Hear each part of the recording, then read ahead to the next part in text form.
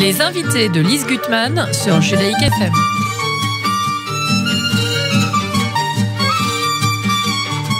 Et ce matin, j'ai l'immense plaisir d'accueillir et d'être en studio avec Claire Alloul du groupe Ayea. Claire, bonjour, merci d'être avec nous. Bonjour Lise, merci à toi. Alors, Ayea redonne vie au chant séfarade, c'est quand même pas rien. Non. C'est un sacré travail, si j'ose dire. Ayea, alors quelques mots, Claire, sur votre groupe musical autour du chant et de la musique séfarade. Racontez-nous. Donc ce groupe s'est créé suite à ma rencontre avec Mauro Basilio, qui est le musicien qui joue du oud et qui fait les arrangements. On travaille ensemble, mais voilà, oui. qui vraiment a été très moteur sur ce projet. Et donc, on a conçu ensemble ce projet en trio avec un percussionniste. Et voilà, donc je vais raconter ce qui s'est passé par rapport à la sortie d'album. Bien sûr. Alors, on a un album qui va sortir le 25 juin. Tout à fait. Et cet album, alors là, je m'excuse pour ce qui me stresse dans cette émission, c'est que je me dis, je vais mal prononcer. Donc, je me lance. Desde mi ventana, c'est ça ? Oui, il me semble. Non, parce que je parle pas vraiment, espagnol. Moi, ça passe mieux en yiddish. Oui. Donc, Desde mi ventana. Donc, c'est le projet. Et ça veut dire quoi? Ça veut dire depuis ma fenêtre. Voilà. Alors, que voit-on en plein confinement depuis sa fenêtre en espagnol? Racontez-nous. On imagine beaucoup de choses et on se recentre sur l'essentiel et ce qui tient vraiment à cœur. Et c'est vrai que c'est un projet qui, moi, me tient énormément à cœur et qui tient aussi beaucoup à cœur à Mauro, puisqu'on est tous les deux très attachés à ses chants. On prend énormément de plaisir à essayer de vraiment apporter un son nouveau et moderne à cette musique qui traverse le temps, et alors voilà, on est très attachés à travailler vraiment sur les arrangements en eux-mêmes plus que sur changer les instruments bien sûr. Voilà, donc c'est. Alors quels instruments, rappelez-nous? Alors oud, bien sûr. bendir, oui, et voix. Et voix. Alors la voix, c'est Claire Alloul. Voilà. Et oud et bendir, c'est le musicien que vous venez d'évoquer. Alors sur ce projet enregistré pendant le confinement, c'est moi en fait qui est au bendir. Ah oui, d'accord, voilà. Ok. Donc ça m'a défiée, puisque effectivement, comme on était confinés ensemble et qu'on voulait vraiment enregistrer live. Et donc vous avez vraiment enregistré pendant le confinement? Ah oui, tout à fait. Et donc le disque n'est pas en en version physique, je cherchais le thème.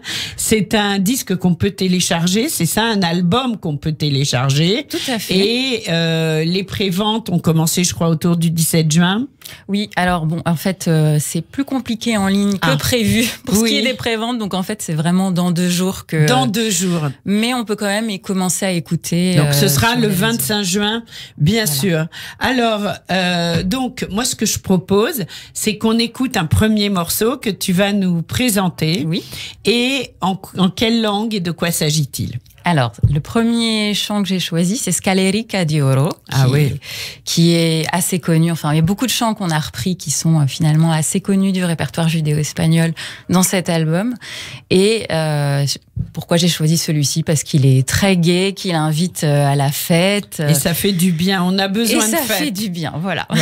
Donc, Scalerica di Oro, interprété par Ayea et surtout par Claire Alloul, un morceau du nouvel album.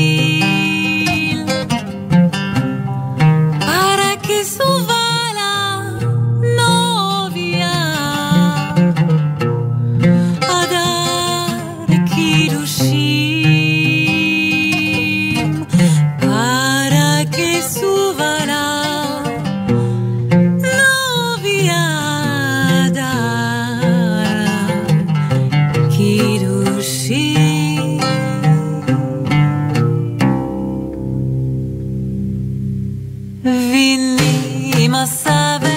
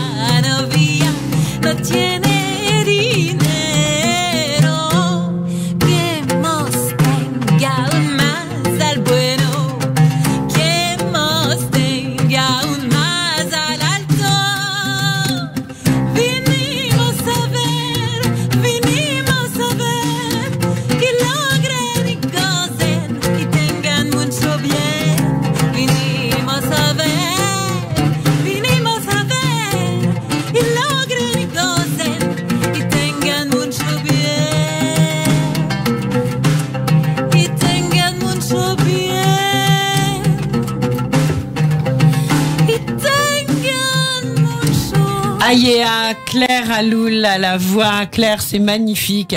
J'adore cette version parce que, en effet, c'est un morceau très connu, mais avec vos influences à tous les deux, il y a une sonorité très particulière qu'on trouve pas dans les interprétations beaucoup plus classiques, voire même folkloriques. Mais chez moi, ce n'est pas un terme péjoratif, hein, attention. Et là, c'est vrai que c'est une autre dimension. C'est complètement différent. Ah bah ça fait plaisir de l'entendre parce que c'est vrai que c'est ce qu'on espère. Bah oui, bien sûr. C'est le plaisir qu'on prend, c'est vraiment de les retravailler avec nos influences. Alors je m'excuse, mais il y a une influence là. J'ai l'impression que vous réintroduisez ce morceau judéo-espagnol au cœur de la Méditerranée. Est-ce que je me trompe? Ah non, tout à fait, c'est vrai. C'est exactement ça. Oui, tout à fait. Et effectivement, on a nos influences aussi, il faut le dire, musique ancienne, parce qu'en fait, Mauro a découvert cette musique plutôt par la musique médiévale. Oui. Et moi, vraiment par une curiosité sur les chants du monde à un moment, voilà, avec une amie chanteuse, Marilène Ingremot, qui m'a fait découvrir un chant judéo-espagnol. Et voilà, j'ai eu cette curiosité de par mes origines de m'y plonger. Oui. Et c'est devenu une vraie passion. Vous voulez nous dire quelques mots sur vos origines? Oui, avec plaisir. Je suis effectivement juive avec un père d'origine marocaine et une mère d'origine Égypte. Oui. Et alors pourtant j'ai pas du tout baigné dans cette musique dans mon enfance. C'est ça qui est un grand mystère pour moi. Et pourtant je suis je me sens bouleversée. Oui, tout à fait. Vous connaissez quand même aujourd'hui. On sait qu'il y a une transmission transgénérationnelle et que ça passe plusieurs générations et d'un coup ça renaît d'une façon qu'on n'attendait peut-être pas. Et je pense que c'est ce qui vous... Enfin, je suis pas psychologue, mais je pense que c'est ce qui vous est arrivé, comme à beaucoup de gens de la jeune génération. Mais je pense que c'est tout à fait ça, parce que moi, j'ai eu une formation académique en piano classique initialement. Après, j'ai découvert les musiques improvisées. Ça m'a absolument fascinée. Et c'est un peu par ce biais-là que je suis revenue par les musiques dites improvisées. Et ça inclut le jazz, les musiques du monde, la polyrythmie, et donc et je dois le dire aussi, ça a vraiment été cette fascination pour cette percussion, le bendir. Oui, c'est magnifique. On entend le son. Que j'ai découvert grâce à un magnifique percussionniste israélien qui s'appelle Zohar Fresco. Oui. Que vraiment j'invite tout le monde à écouter parce qu'il fait un travail absolument fabuleux. Et il est déjà venu en France, non, c'est pas. Ah, il est probablement venu en France, mais il joue un petit peu partout dans tout style de musique. Espérons bientôt ça ira mieux, les frontières se rouvriront. On espère vraiment. Et on pourra faire des échanges d'artistes parce que c'est tellement important. Hein. Tout à fait. Non seulement on est confiné, mais on se sent confiné. Tout à fait. Donc là, en fait, c'est une vraie ouverture. Mais comment avez-vous eu l'idée, en plein confinement, d'enregistrer un tel album ? C'est une très bonne idée. C'est-à-dire qu'en fait, on a vraiment eu cette chance d'avoir un local dans lequel on a pu rester pendant toute cette période. Et c'est vrai qu'on avait un projet d'album plutôt. Donc avec Mauro Basilio. Oui, avec Mauro Basilio, que j'embrasse fort d'ici. Nous aussi, bravo pour cet album. Hein. Bravo. Alors l'album, combien de titres ? Alors 8 titres. Ah oui, quand même. Voilà. 4 chansons de poésie amoureuse, 3 berceuses, et puis Cuando el Rey Nimrod, qui est le des grands traditionnels. Donc voilà, plutôt un répertoire qui est plutôt des romances quand même, plutôt des... le judéo-espagnol, c'est beaucoup de romances judéo-espagnoles. Est-ce que vous avez commencé un petit peu à l'apprendre ou... Alors un petit peu, mais je dois vraiment m'y mettre davantage. C'est vrai que ma passion pour la musique fait que déjà je me perfectionne à la voix en jazz et j'aime beaucoup travailler vraiment la voix et la musique. Mais vous aviez peut-être fait de l'espagnol déjà, donc ça ressemble beaucoup. Absolument pas, mais j'ai toujours adoré chanter dans des langues étrangères. Oui. Quelles qu'elles soient en fait. Vous parlez quelle langue en fait ? Moi, je parle uniquement anglais, français, un peu d'allemand. Oui. Mais c'est vrai qu'a priori, c'est vraiment, pour moi, une langue, c'est du chant déjà. Donc, je mémorise je crois, depuis l'enfance. J'ai souvenir d'un voyage en Turquie quand j'étais adolescente où j'avais appris par cœur une chanson. Enfin voilà. Ah oui, la Turquie, c'était l'un des berceaux des judéo-espagnols, hein, faut dire ce qui est. Voilà, donc est-ce que ça avait déjà un signe? Je sais pas. Mais Et alors, quelle a été la réaction familiale face à vos projets, à votre reprise en main inconsciente ou consciente du répertoire? Eh bien, au début, une très grande surprise, un étonnement même, parce qu'initialement, voilà, j'écris des chansons en français, j'ai fait du piano classique, donc c'était un peu la surprise. Et puis, il y a vraiment eu cette interrogation de tout le monde, comme moi. Et puis, je pense que peu à peu, avec le temps, tout le monde a compris l'importance que ça pouvait avoir, exactement, les racines. Tout à sûr. fait. Alors, je vais proposer une chose. On va marquer une petite pause et juste après, on écoute un deuxième morceau. Et l'on retrouve mon invité de cette fin de matinée, et non la moindre. Il s'agit de Claire Alloul. On peut dire du duo ou du projet Ayea ou du groupe? Comment est-ce qu'on doit dire? Du groupe Ayea. Du groupe Ayea, on est d'accord. On a vraiment envie au bout d'un moment de peut-être viser plus que d'être deux, mais c'est vrai que le projet, le cœur du projet, et je pense qu'il y a quelque chose aussi qui marche très bien en duo, en fait, aussi par la simple et bonne raison que je pense avoir progressé aux percussions entre le moment où on l'a créé et aujourd'hui. Et maintenant. Et pour moi, c'est indispensable qu'il y ait de la percussion dans ce projet. Bien sûr, bah oui, c'est la Méditerranée, hein. Tout à fait. Alors, Claire, donc, vous nous avez dit juste avant la pause que vous aviez enregistré dans ce nouvel album 8 morceaux. Donc, on va pouvoir le télécharger dès le 25 juin. Tout à fait. Sur vraiment l'ensemble des plateformes. D'accord. Spotify, Deezer, donc on iTunes. tape Ayea, Hayea. Tout à fait. Donc ça, c'est important de le dire. Maintenant, on va écouter un deuxième morceau que je vous laisse nous présenter. Alors, le prochain morceau, c'est le premier de l'album et c'est celui sur lequel on a fait une vidéo qui a été pas mal partagée. Et merci pour tous ceux qui l'ont écouté pendant le confinement, qui s'appelle Ya salió de la mar la galana. Ce qui veut dire? Elle est entrée dans la mer, la jeune mariée. La galana, c'est toujours compliqué à traduire. C'est la jeune mariée, la jeune dame, la jeune épouse. Voilà.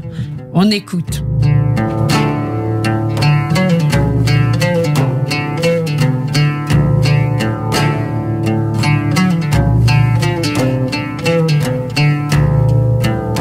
Judaïque FM.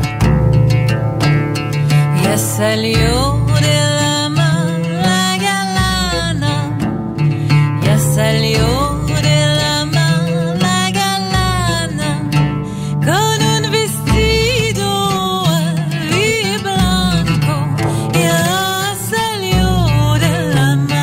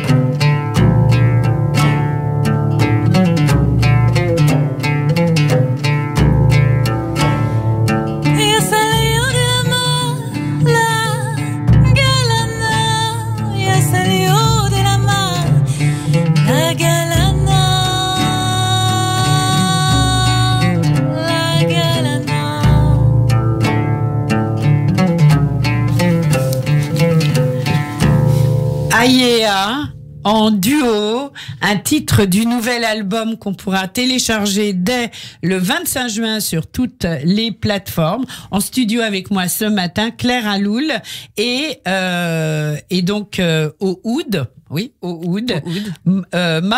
Mauro Basilio. Tout voilà. À fait. Qu'on félicite encore. Donc là, un très très beau morceau, très touchant, comme on le disait, ça réinvestit la Méditerranée. Ayea a des projets, donc peut-être cet été, si ça se concrétise, moi je me ferai plus qu'un immense plaisir de l'annoncer, d'en reparler bien entendu. Et puis à la rentrée, si tout va bien, en novembre aussi. Et c'est vrai qu'on ne peut que le souhaiter parce que cette période a été dur pour tout le monde, mais je pense que pour les artistes, c'est presque quelque part encore pire. Donc on espère que vraiment les spectacles pourront se refaire. Alors, un beau souvenir de cet enregistrement. Le plus beau souvenir ou oui, un beau souvenir? Ouais, le plus beau s'il y en a, ou s'ils sont tous les plus beaux, ça nous remplit d'aise, bien entendu. Je pense que le titre qu'on va diffuser à la fin, pour moi, me touche beaucoup parce que c'est un titre qui a été énormément repris et on a passé quand même vraiment du temps pour se l'approprier, qui est La Rosa en Flores. La Rosa en Flores, oui, bien sûr. Donc, je dirais que et puis musicalement, quand même, ce travail de vidéo qu'on a fait, puisque du coup, il y avait personne avec nous, évidemment, donc bien sûr. On a fait ça uniquement avec nos iPhones, on s'est filmé. Donc, c'était, on a filmé plein de fois. Et on a fait un montage pour en faire quelque chose de bien et c'était pas si mal. On s'est tous découvert des qualités de techniciens et techniciennes pendant ce confinement qu'on ne soupçonnait même pas que l'on pouvait avoir. C'est vrai. Et le résultat est là, bien sûr, Claire. Oui. Parce que c'est fait avec une vraie motivation, en fait, et juste une envie de partager ce qui nous tient le plus à cœur au moment où voilà, en fait, on est vraiment ramené à nous, je dirais. Cette période, elle est ancrée pour tous, je pense. Oui. Et je pense qu'il y aura peut-être des reprises de confinement, mais que on saura peut-être tous mieux les gérer. En tous les cas, je pense que Mauro et vous-même, Claire, vous êtes parmi les artistes qui ont peut-être le mieux géré. Vous vous êtes dit, on va faire quelque chose, et vous avez fait un album en plein confinement. C'est suffisamment rare pour qu'on en parle. J'avoue, et c'est vrai que j'ai eu la chance aussi d'être en contact avec un jeune label qui est spécialisé sur le digital et qui a beaucoup aimé l'album et qui du coup nous a accompagnés dans ce travail. Donc 8 titres à télécharger absolument dès le 25 juin. Donc là on va écouter, je pense, La Rosa en Flores. Tout à fait. Oui, pourquoi ce morceau ? Parce que je pense que c'est quand même un des chants par lequel j'ai découvert aussi cette musique. Et puis nous on en a vraiment mis une empreinte plutôt andalouse. Oui, beaucoup. C'est ça qui est bien. J'aime beaucoup chanter dans cette direction-là. Donc bien sûr. Et bientôt un album physique, comme on dit ? Oui, alors on y travaille et je pense qu'on va travailler sur ça pour la rentrée. Eh bien, pour super. Le public, il le faut. Bah oui, quand on fait un concert, on a envie de repartir avec l'objet dans la main. Voilà, Claire, on en avait parlé. On se quitte sur La Rosa en Flores. Bravo, merci pour ce cadeau de confinement, de post-confinement. Un très bel album à découvrir, absolument, et qui s'intitule Desde mi ventana. Voilà, Ayea. On écoute le dernier morceau. On vous souhaite une très belle journée. Merci Claire. Merci, vous aussi. Au revoir. Au revoir.